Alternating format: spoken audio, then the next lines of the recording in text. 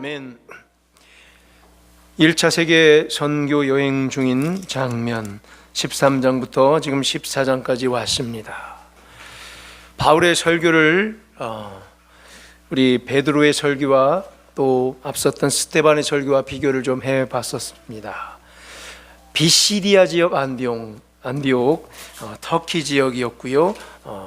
소아시아 갈라디아 지역 같은 지역인데 거기서 설교했던 바울의 설교가 정말 위대했었습니다. 회당에 모인 사람들의 반응이 어떠했는지를 우리가 살펴봤었는데 앞선 13장의 42절 이렇게 또 보니까 그 다음 안식일에도 이 말씀을 해달라고 요청하는 장면을 우리가 확인했습니다. 얼마나 은혜가 됐길래 그 다음에 또 안식일 날 오셔서 말씀을 달라고 바울에게 부탁합니다. 13장 43절을 보니까 회당의 모임이 그래서 끝난 후에 바울의 설교를 들은 그 사람들 그 귀 속에 그 설교의 내용이 조목조목 아련한지 정말 오랜만에 이런 설교를 들었는지 유대교에 입교한 경건했던 이방인들이 바울을 많이 따르고 있었습니다. 44절에 보니까 그 다음 안식일 날 어떤 일이 벌어졌다고 그랬죠. 그 마을에 온 시민이 다 모여 하나님의 말씀을 듣고자 했다. 좀 과정법 좀 더 붙여서 온 시민이 다 모였다고 합니다. 바로 왜 모였을까 우리가 고민을 해봤습니다. 말씀이 가지고 있는 독특함과 특이함 때문에 모였다고 했습니다. 바울의 설교는 앞선 지금까지 유대인의 회당에서 벌어졌던 그 가르침과 설교와는 틀렸습니다. 유대교 예배 때 들려졌던 설교와는 틀렸습니다. 뭔가 다른 독특한 점. 바울은 세상에서 벌어지는 현상 이야기를 하지 않았다고 했습니다. 바울은 삶의 방식의 설교를 하지 않았고 생활 설교를 하지 않았습니다. 사회 개혁도 이야기하지 않았습니다. 집안을 이런 모양새로 개혁하거나 좋은 가정을 어떻게 꾸려야 하는지 이런 적용의 설교를 하지 않았습니다. 바울은 종교적 이야기 하지 않았다고 그랬고요. 이런 형식 저런 형식으로 또 이런 방식으로 어떻게 종교를 이끌어 가라고 말하지도 않았습니다. 이런 식으로 하면 안 되고 저런 식으로 하면 되고 이런 방식도 안 했습니다. 그저 진리를 딱 보여줬습니다. 역사를 관통하고 있는 하나님의 통치를 통째로 이야기했습니다. 그 은혜로 펼쳐가고 있는 하나님의 거룩한 통치를 그냥 설교했습니다. 정말 통쾌한 장면이에요. 본질과 진리를 이렇게 서서 가는 거예요. 그리고 이 진리 앞에, 이 본질 앞에, 이 역사의 현장 앞에 사람들이 모여들게 하는 방식 너무 멋지지 않아요? 막 끌려다니는 방식이 아니라 세상 주리에 이렇게 은혜가 있네, 이렇게 유행이네, 이런 방식이 있네, 이런 프로그램이 있네, 막 따라 어수선하게 다니는 방식이 아니라 진리 앞에 딱 서서 살고 싶으면 와라, 이 멋진 방식. 그래서 사람들이 모여드는 방식 멋지지 않아요? 예수 그리스도를 향해서 하나님 나라가 계시됐다라는 이 구약 성경을 관통, 예수를 통해 약속이 성취됐고 그를 통해 거룩한 은혜의 방식으로 통치를 이루신다는 걸 설교했어요. 율법의 방식이 아니라 행위의 방식이 아니라 은혜의 방식으로 앞으로 하나님의 백성은 서야 된다는 것. 우리도 똑같아요. 은혜의 방식이 아니면 여기 남아있을 수가 없어요. 은혜의 방식 앞에 우리가 다 통일이 돼야 되는 거예요. 그저 이렇게 설교했을 뿐입니다. 자, 이때 많은 이방인들과 그 사람들, 그 지역 비시디아 안디옥에 있었던 사람들은 다 모여들었다고 그랬어요. 그런데 유대인들의 반응은 어땠다고 그랬죠? 13장 45절을 보니까 시기와 질투했다고 그랬어요. 왜요? 많이 몰려든 게 싫었어요. 이방 사람들이 유대교가 아닌 바울의 가르침에 우르르 몰려든 게 싫었어요. 그래서 바울이 말한 것을 반박하고 비방하기 시작합니다. 은혜로 펼쳐가는 하나님의 거룩한 통치를 듣고서 뭐 하나 찔러댈 것이 없는가 찾습니다. 이에 바울과 바나바가 담대히 말하되 46절에서 하나님의 말씀을 마땅히 먼저 너희에게 전할 것이로되 유대인들에게, 먼저는 유대인들에게요. 그러나 너희가 그것을 버리고 영생 얻기에 합당하지 않은 자로 자처하기로 우리가 이방인에게로 향하노라. 자, 기억하세요. 먼저는 유대인에게요. 다음은 헬라인에게로다. 바울의 로마서를 쓸 때 이 화두가 먼저는 유대인에게요. 다음은 헬라인에게로다. 자, 이 장면을 오늘 축으로 해서 한번 14장 말씀을 이어가길 텐데, 자, 방금 바울로 하여금 이방인의 사도가 되게 만드는 결정적인 장면이 바로 13장 뒷부분에 있었던 거예요. 유대인들이 이 말을 들으려 하지 않으니 내가 이방인에게로 향하노라. 듣지 않으니 이방인에게로 향하노라. 말을 듣지 않으니 이방인 데리고 하겠다. 이 성경적인 방식이에요. 도저히 안 변하면 차라리 이방인들 데리고 하겠다. 이사야서 49장 6절을 인용하며 사도행전 13장 47절에서 바울은 이렇게 고백합니다. 주께서 이같이 우리에게 명하시되 내가 너를 이방의 빛으로 삼아 너로 땅끝까지 구원하게 하리라 하셨느니라니. 이사야 말씀을 바울이 어떻게 했다고 그랬죠? 자기 말씀으로 받았다고 그랬죠. 우리 부성교회도 이 말씀을 우리 교회의 말씀으로 받기를 원합니다. 너를 이방의 빛으로 삼아 너로 땅끝까지 구원하게 하리라. 이거 우리 하면 하나님께서 우리 지키실 것 같아요. 이거 붙잡으면 하나님께서 우리와 함께 분명히 하십니다. 이방의 빛으로 삼아 너로 땅끝까지 구원하게 하리라. 바울은 이 계획을, 하나님의 이 엄청난 계획을 자신을 향한 계획으로 그냥 봤습니다. 이게 바로 너다.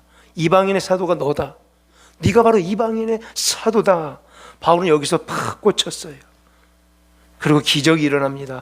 바울이 이방인에게 설교할 때마다 이방인들은 이상하게 그 설교를 듣고 기뻐합니다. 하나님의 말씀을 찬송합니다.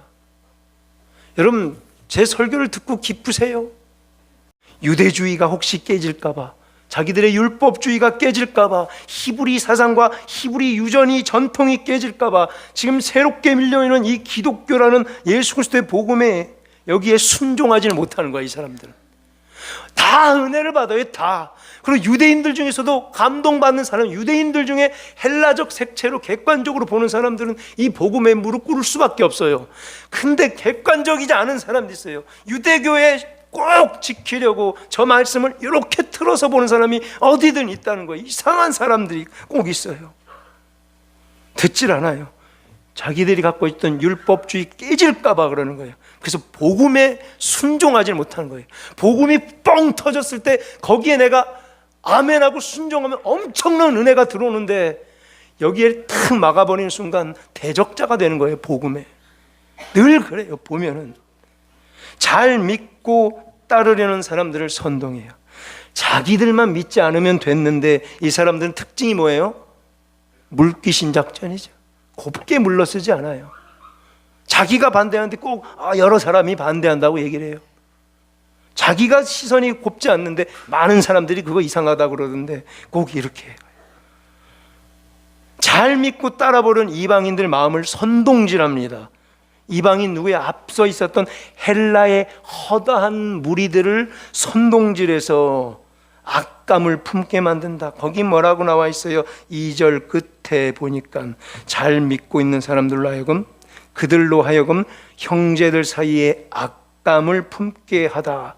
악한 감정을 품게 하다라고 했어요. 여긴 보니까 포이즌, 감옥에 갇히다. 포이즌, 오염시키는 거예요. 독처럼. Poison their minds against the brother. 형제들을 대항해서 그 마음을 삐뚤어지게 만든 거예요. 형제들 간에 대항해서 마음을 오염시키고 독약을 타는 것처럼 만드는 거예요. 아주 질 나쁜 행동이에요. 독약을 타는 거예요. 이렇게 표시돼. 형제들로 하여금 같이 독약 타고 악한 감정을 만들어서 서로 싸우게 만들려고 마음을 오염시켜요. 이간질시키는 행동, 선동질하는 아주 질 나쁜 행동이에요. 유대인들은 이상하게 왜 이러죠? 가는 곳곳마다 나타나서 2절에 이런 사람이 또 나타난 거예요. 그들은 도대체 누굽니까? 방해하고 박해하는 자들, 어디를 가도 이상하게 나타나요. 이게 무슨 작전이에요 도대체? 이게 사탄의 작전이에요. 참 사탄은 진짜 성도들끼리 싸우고 막 이럴 때 옆에서 할렐루야 박수치고 난리 났을 거예요. 됐다, 드디어 내가 해냈다, 저거 봐라. 왜 거기 우리는 자꾸 감정의 노예가 되고 상황의 노예가 돼서 또 대적하는지 모르겠어요. 결국 자기가 잘못했으면서 우리는 이 감정의 노예, 상황의 노예가 되고 말아요. 합리화의 노예가 되고, 선민으로서 자녀의 권세를 누려야 되는데 자꾸 노예로 질질 끌려다니는 신앙생활을 해요. 이게 심각해요. 우리 개개인이 받은, 정말 저도 외부에서 왔잖아요. 이제 온 지 2년 됐잖아요. 우리가 외부에서 온 사람들이 보면 신기할 정도예요. 안 보이실 거예요. 여기서만 자라나셨던 분들, 부성교회에서 적어도 20년 이상 되신 분들은 안 보이실 거예요. 본인들이 어떤지 안 보이셔요. 저거 인정하셔야 돼요. 인정하십니까? 인정할 건 하셔야죠. 뭐 인정할 거. 나는 여기 20년, 30년 되신 분들은 내가 누군지 안 보이세요. 인정하실 건 하셔야 돼요. 마음의 상처가 깊더라고요. 생각보다 되게 깊어요. 정말 깊어요.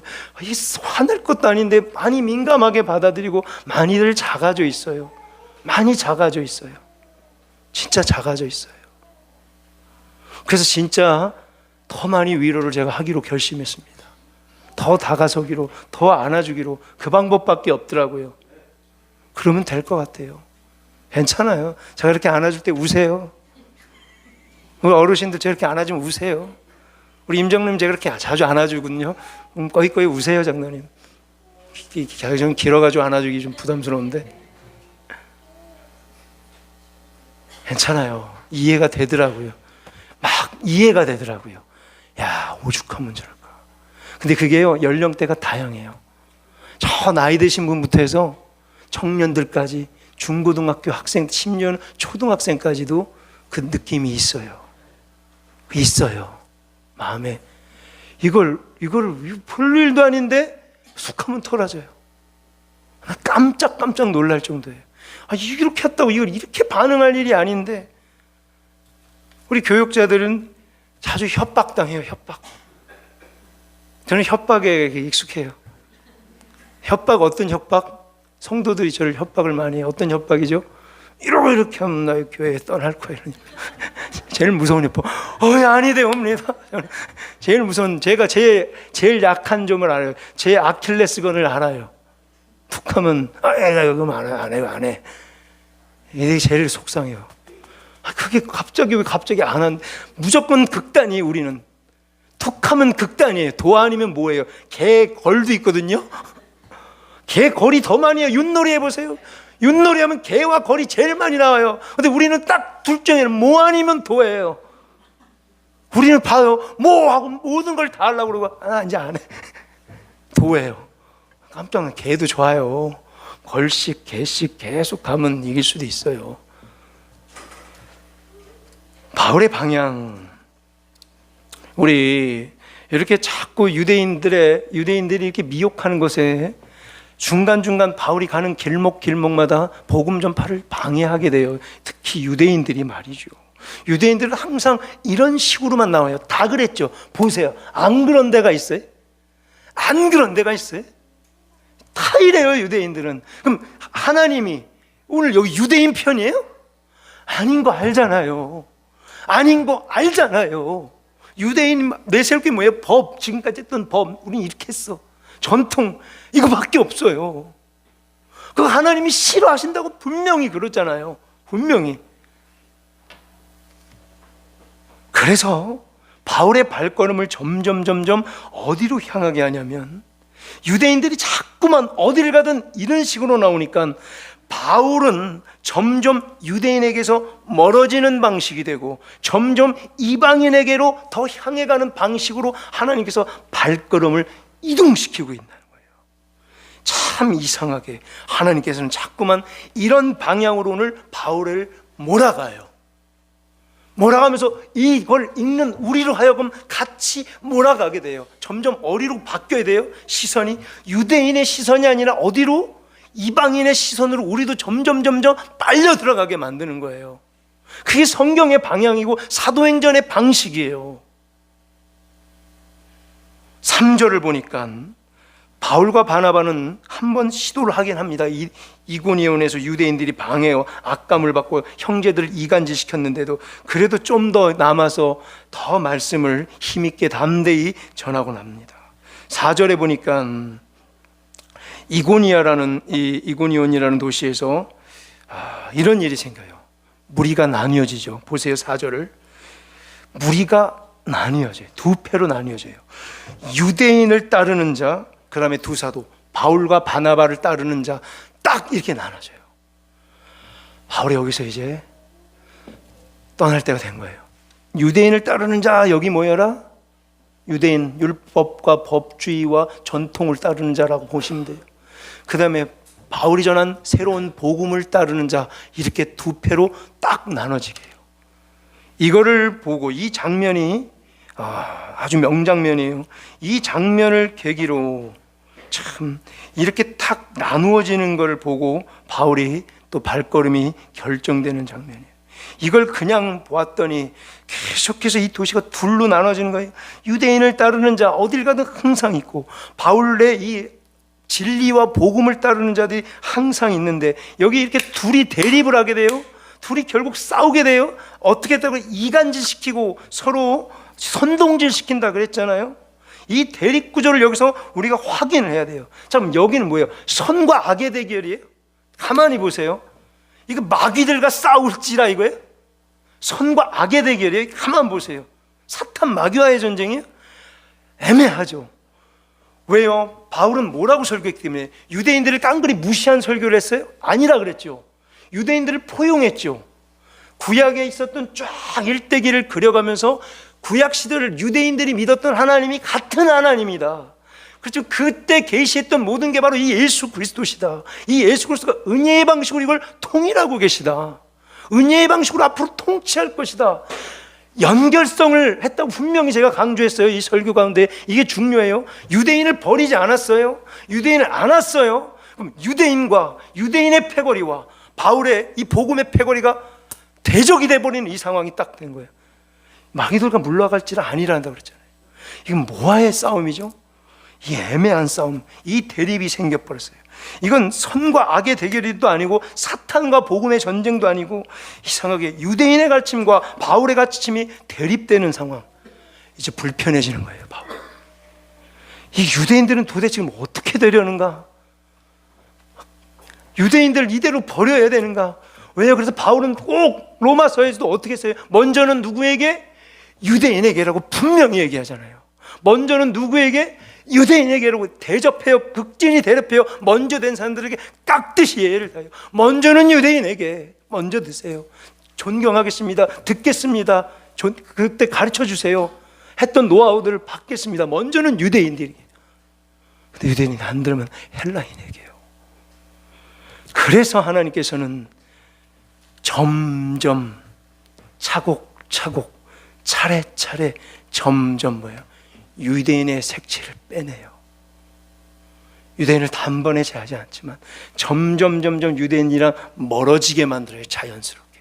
그리고 점점 이방인에게 다가가게 만들어요. 이게 사도행전이에요. 이게 하나님의 시선이에요. 이상하게 유대인들로는 멀어지게 하고 이방인에게는 점점 가까이 다가가게 했어요. 5절을 보니까 바울의 가르침과 대적하려는 유대인들은 이제 뭐예요? 또 보세요. 이방인들과 관리들까지 다 포섭해서 바울과 바나바를 모욕하려 들고요, 돌로 치려 달겨들어요. 늘 이 방식이에요. 맨날 모욕을 해요.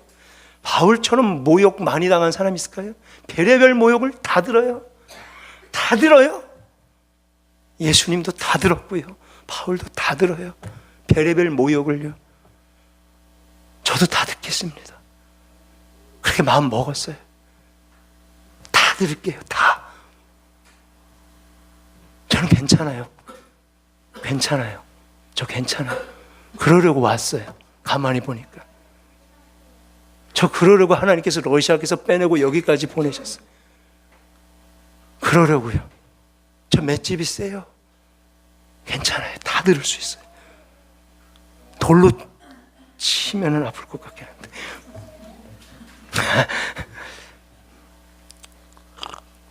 바울과 바나바는 그곳을 또 떠납니다. 그 다음 도착한 곳이, 잘 보세요, 그 다음 도착한 곳이 어디냐면 루스드라라는 곳이에요. 뭐 생소한 지명했던 루스드라라는 땅으로 가요. 전체 지역은 뭐냐면 루가오니아 지방에 있는 마을 루스드라라는 마을, 작은 마을이에요. 자, 여기는 뭐냐면요, 회당이 없었어요. 루스드라에는 회당이 없어. 그 말은 뭐예요? 이제 성경 읽다 보면 딱 느낌이 와야 돼요. 회당이 없다는 얘기는 뭐예요? 유대인들의 무리가 많다는 얘기예요? 적다는 얘기예요? 적다는 얘기예요. 유대인들의 무리가 많으면 벌써 뭐부터 시작해? 이 사람들 회당을 항상 짓고 안식일을 지키고 유대교 율법주의로 또 자기들끼리 모여요. 근데 여기는 뭐예요? 회당이 없어요. 유대인들이 있긴 있는데 힘이 약하다는 얘기예요. 유대인들이 득실득실해서 무리를 지어 선동할 만큼은 힘은 안 된다는 얘기예요. 이상하게 바울이 밟았던 곳은 루스드라, 회당이 없어요. 유대적 색채가 작아요. 유대교의 영향력에서 많이 멀어진 곳이에요. 루스드라 앞에 있었던 이고니온보다 한 발 더 이방적인 도시란, 헬라적인 도시란 얘기예요. 이게 바울의 방향성이에요. 바울은 이상하게 유대적 요소에서 자연스럽게 멀어지게 되고, 그리고 헬라적 요소로 들어가게 되고, 이제 저 뒤에 2차 3차 때는 뭐예요? 완전히 헬라인들, 이방인들에게만 가는 거예요. 자연스럽게. 자, 이게 우연입니까? 바울은 헬라적 요소가 좀 더 짙은 이방 사회, 헬라적 요소가 있는 사회를 향해서 차곡차곡 차례차례 자꾸만 한 걸음 한 걸음 들어가게 됐다는 얘기예요. 우연입니까? 이 우연이 아닌 거예요. 하나님의 방향성을 해서 제가 묵상하자고 그랬어요. 하나님의 발걸음이고 하나님의 시선이고 하나님이 모아가는 방향이라는 얘기예요. 저도 이러려고 그래요. 그래서 차곡차곡 한 걸음 한 걸음 자꾸만 조금씩 같이 가면서 한 발짝 한 발짝 누구를 향하여? 이방인들을 향하여, 새로운 자들 향하여, 낯선 자들 향하여, 우리 문화에 익숙하지 않은 자들 향하여 차곡차곡 나아가야 된다는 거예요. 선교적 방향이에요. 하나님의 방향이고 복음 전파의 방향, 바울이 바로 나아간 경로를 묵상할 때 우리는 깨달아야 되는 거예요.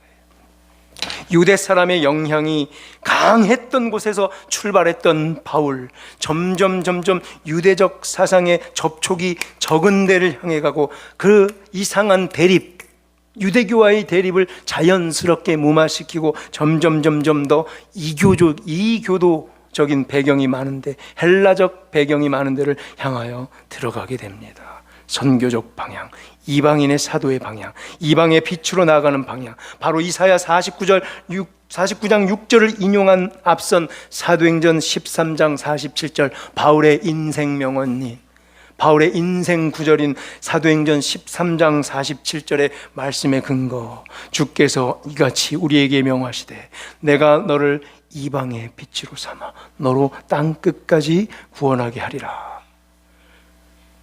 이것을 기억해내며 바울의 설교의 내용 우리 기억나시죠? 여러 차례 일부러 제가 반복했습니다.